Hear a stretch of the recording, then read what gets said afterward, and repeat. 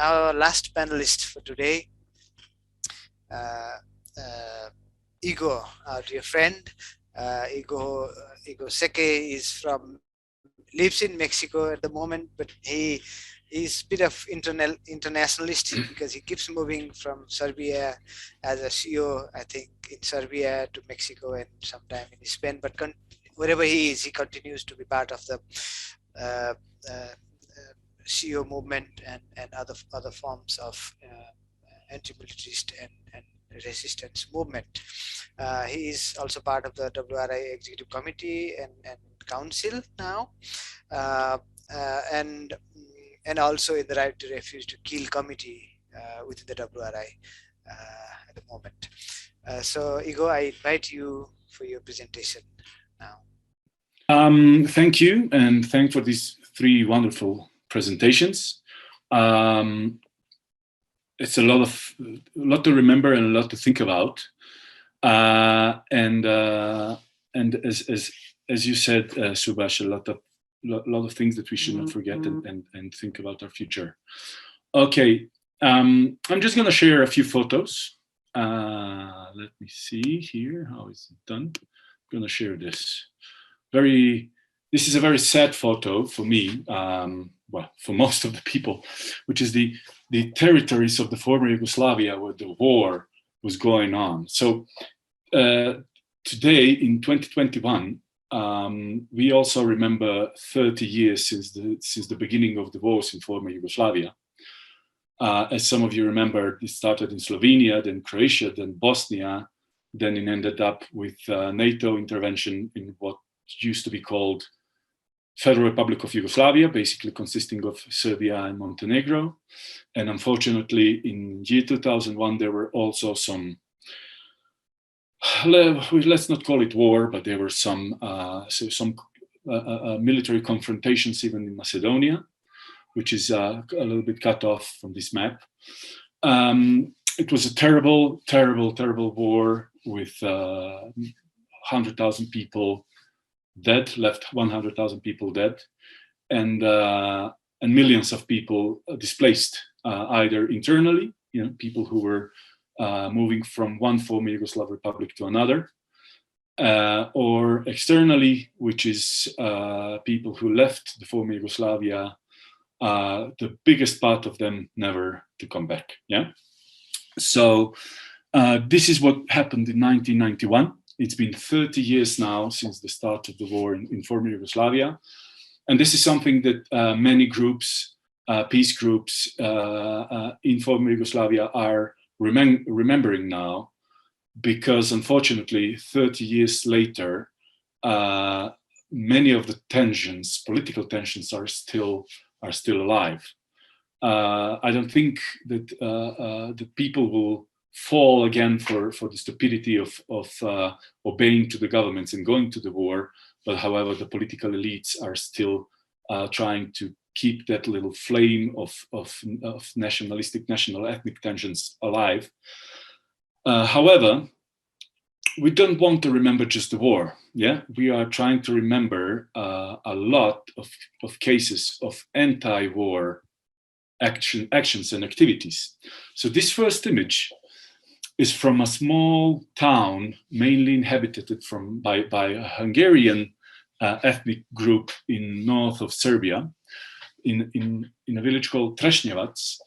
That was a village of 2,000 people. In 1991, Serbian, well, so-called Yugoslav army at that time, they tried to recruit 200 men and send them to the war in Croatia. So this image is very important because these people actually organized in a pub, yeah, in a bar, and they organized a spiritual republic, a state without frontiers, a state without territory, where everybody's welcome and where war resisting was, let's say, first commandment. So they organized a referendum against the war, and they decided to completely reject any kind of mobilization, any kind of war, and refused to be sent to war in Croatia.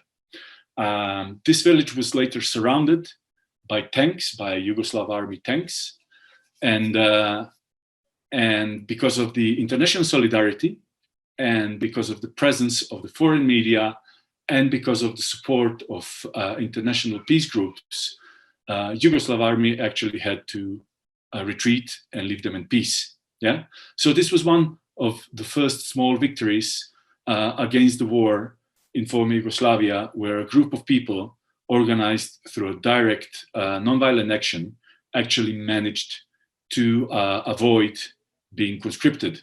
Most of the men from that village were already did the military service in socialist Yugoslavia, and they were called up for something that was called military checkup, like a reserve, military exercise, but it was not an exercise. They were sent directly to the war. And also, we need to remember other people and other situations where, for example, this image, which I really love, one soldier from Serbia who was sent to to Vukovar, which is a city in Croatia, just on the very border with Serbia. Danube separates Vukovar from Serbia. One soldier, if I'm not wrong, he was called Vladimir Živanović, or Živković, sorry if I mentioned it wrong.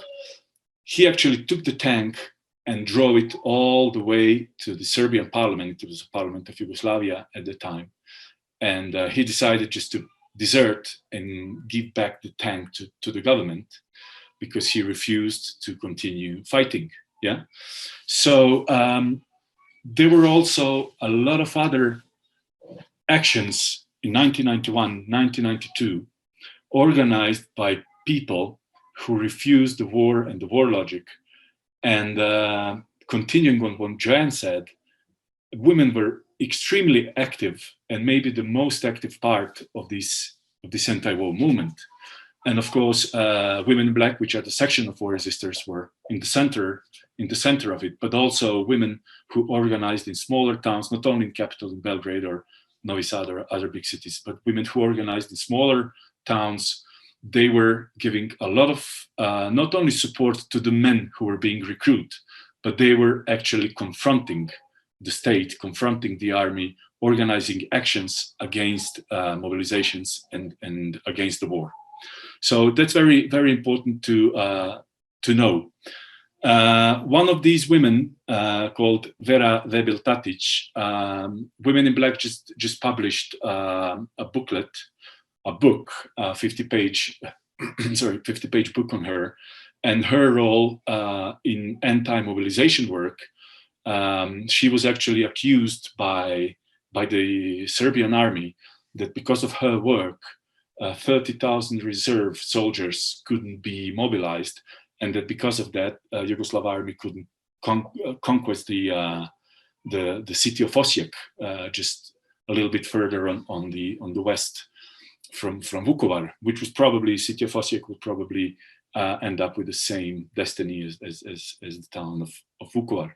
So in that sense, we need to remember not only the war, but we need to remember and talk about war resisting, which was successful in many cases. Yeah, many lives were saved. The same thing continued later on, and even during the war in Kosovo, there were women protests in 1999. Women who refused to hand over their sons, and women who asked from the government for their husbands who were mobilized and sent to Kosovo to immediately return at home. So from 1991 to 1999, the biggest focus was, I would say, to help the reserves not to participate in war, and also deserters who were fleeing former Yugoslavia to get international solidarity and to get support. From 1999 onwards, although the concept of conscientious objection was mentioned, of course, it was worked and it was in the core of the activities, but the legal, let's say, the legal focus on conscientious objection was not that crucial as since 1999 and end of the wars is when the first, let's say, organized and massive campaigns. The previous one were organized as well, but massive campaigns on conscientious objection started, and the tactics and the strategies used were to involve as many people as possible. So from Women in Black, Belgrade, and the working group on conscientious objection, together with some lawyer groups and other peace organizations and human rights organizations, student organizations, decided to present a citizen initiative to the Serbian parliament, asking for the recognition of the right to conscientious objection. Now, it was very important to also to collaborate with other peace organizations, especially war resistors, EPCO, of course, Movimiento de Objetores, de Objetoras de Conciencia, MOC from Spain, because they also explained us some of the, let's say, legal foundations, not only connected to the law itself, but explain us that the right to conscientious objection should not be considered equal with the right to do a alternative service, but rather be focused on a right to conscientious objection as a right not to participate, not to have anything to do with army or Ministry of Defense or anything related to war. Yeah, and that was the focus of our initiative. We managed to collect more than 30,000 signatures all over the country, involving people from everyday people. We were organizing tables in the streets where people could sign, sharing the leaflets, sharing the information on it. And this is the first time that even the media catched up with the idea and started talking about it. And as I said, the international solidarity and international support was crucial. Sometimes when you hand some things, I always remember the advice that was given to us by Andreas Peck, who was working at the time at War Resistance. He said, "Don't give it to the lawyers; they're going to negotiate." And that happened a little bit because the lawyers wanted to negotiate with the government, like to reduce the length of the military service, etc., which was something that was totally unacceptable for us. We were insisting on recognition of the right to conscientious objection. Yeah, and I'm going to share this image now. He says, "All for the peace, health, and knowledge, and nothing for the weapons." Yeah, and what we did was to insist, and our principle of non-cooperation that we probably took from Gandhian philosophy, zero cooperation with anything that has to do with war, anything that has to do with the army, anything that has to do with anything related to war, and our insistence on non-cooperation and civil disobedience was actually fruitful, because, and in this case, I'm going to talk a little bit about my case personally. For most of the time, during the 90s, the easiest way, well, there were 2 or 3 ways to avoid participation in the war or in the military service. One was to flee, so more than 2 million people left former Yugoslavia. The other one was to simulate some kind of health condition, mental condition or health condition. It wasn't easy. Some people managed to do it. And unfortunately, even among the people that were members of our own campaign and group, the easiest way to avoid the military service was to perform the military service, in a sense that you finish with that and you forget about it. Yeah.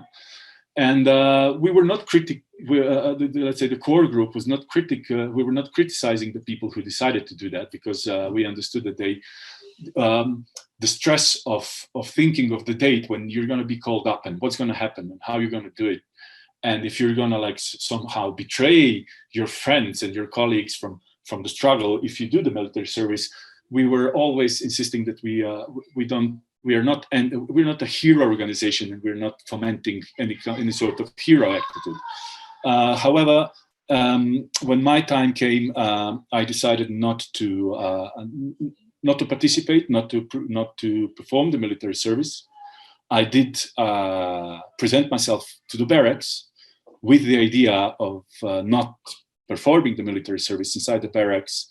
And I was lucky that I was accompanied by people from War Resistance International, who it was again Andreas Peck, two person from Women in Black, two women from Women in Black, one from Montenegro and one from Serbia, and one volunteer of Amnesty International. So we decided that whatever happens inside, I will not start performing my military service. But on the other hand, the idea was to show that I presented myself because I didn't want to be chased by the police around the country as a criminal. I mean, I don't have a problem with it, but I didn't want the conscientious objection as an idea to be connected with any sort of like criminal behavior. So the idea was to present, but not to perform the military service. And the Amnesty International War Resistors, as I said, EBCO, of course, it was one of the organizations that did also a lot of work for my case, and then all the other cases that followed. I was the first person who refused to perform military service on non-religious backgrounds, because members of what is called their small religious communities were allowed to perform unarmed military service, which I also refused. But based on my case, we managed to convince the government that the problem of the human rights and the problem of the recognition of conscientious objection as a human right, as a right not to participate in any sort of military service, military training, or anything similar, was successful. Because another important thing is that we managed to make some connections with the journalists who were interested in the issue. My case was reported in the media, and I'm proud to say, I don't like the word proud, but I'm proud to say that some of the young people decided to follow my case and did the same thing. Within the barracks, they refused to perform the military service. Some were religious objectors, others were non-religious objectors. And finally, that was in 2002. And 8 years later, the military service was suspended in Serbia.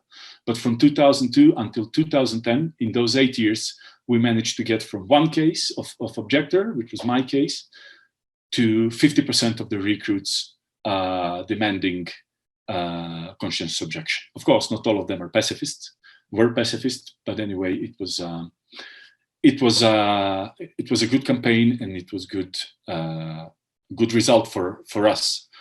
However, I have to say that without international support, it wouldn't be possible. Without constant pressure against the Serbian government, it wouldn't be possible. Without constant remembering of how much death and destruction war brought, both externally and internally in Serbia, it wouldn't be possible. So we need to remember, we must not forget. And the situation we are now in is that we're trying to explain to the Serbian public that the memory of anti-war resistance should not be suppressed, because they're talking again in Serbia, in Croatia, that they're going to reintroduce the conscription. They're recording a TV series called Military Academy, trying to, make young people proud of their armies, etc., etc., etc. And it's very important for us. And as I said, it's been 30 years in the start of the war, and also 30 years in the start of the anti-war campaigns, anti-war nonviolent direct actions. There is a lot of anti-war memory in former Yugoslavia, and we need to put that memory up front and explain everybody, not just the young people, because there's even older generations who are not aware on how much was done to resist the war in former Yugoslavia from Serbia itself. We want to emphasize it, and Women in Black, as I mentioned, and this is a little call now for we're gonna. They published this book on Vera Vebel-Tatic, a woman who managed to prevent 30,000 people of being called up for the reserve and sent to war. And I'm going to translate this leaflet, this booklet into English, and I call up for the war resistors to translate it into other languages as well, and put it on the website, and maybe do some presentations about it, and let the world know that not everything was war generation in Serbia, but also war resistance in Serbia and other former Yugoslav countries. So I know the time is off. I took more than 12 minutes, so I'm going to stop here. And thank you very much for your time.